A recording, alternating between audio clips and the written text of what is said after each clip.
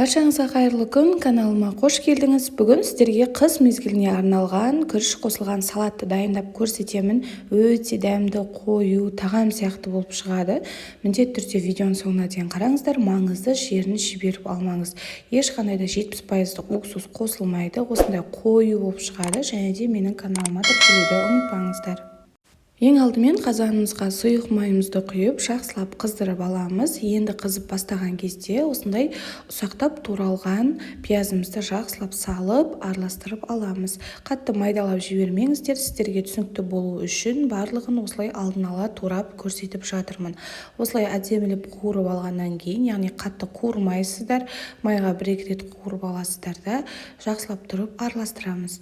Екінші кезекте үстіне үккіштен, яғни Корей үккішінен өткізілген сәбіздерімізді осылай салып, бұны да жақсылап тұрып араластырып 10 минуттай қуырып аламыз.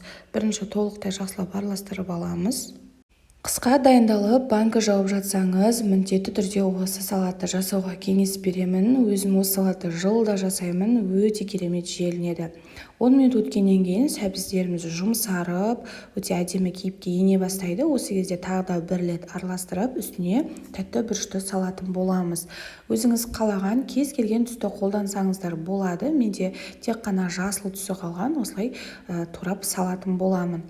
Сіздер қызыл түсін қолдансаңыздар да болады. Жақсылап араластырып аламыз да 10 минутқа тағы да қоямыз. Міндетті түрде араластырып тұрыңыз, асты жабысып қалуы мүмкін.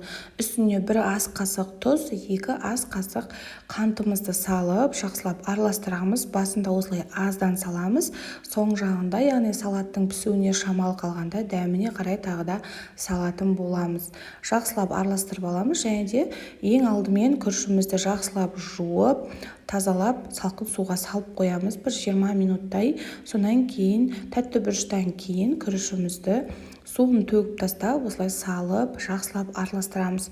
Толықтай барлық жеріне күріш жететіндей қылып, толықтай араластырып алыңыздар.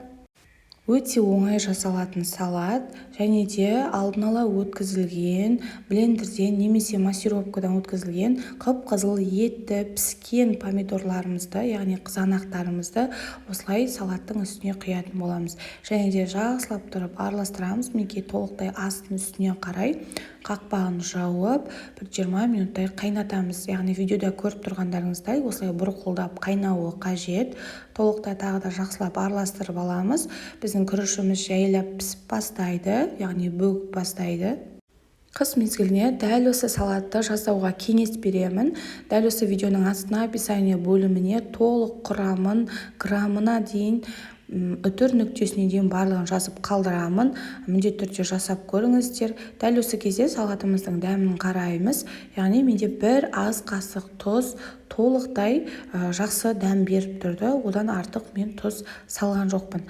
Осылай салатымызды бұрқылдатып қайнатып жатқан кезде ең соңында 6% уксусты шай қасықты толтырмай кішкене ғана құятын боламыз. 70% уксусты қолданбаймыз. Мінекей салатымыз дайын болып қалды. Қараңыздар, күрішіміз пісіп, толықтай әдемі болып пісіп келе жатыр. Газымыздың астын өшірмей бір араластырып аламыз да алдын ала стерилденген банкілерімізге осылай құйып шығатын боламыз. Менде 2 литрдей салат шықты. Мынау 700 грамм, және мынау 1,5 литр. Мінекей толықтай қақпақтарын жапқандарына көзіңізді жеткізіп, осылай жылы жерге орап, 2 күнге төңкеріп қоятын боламыз.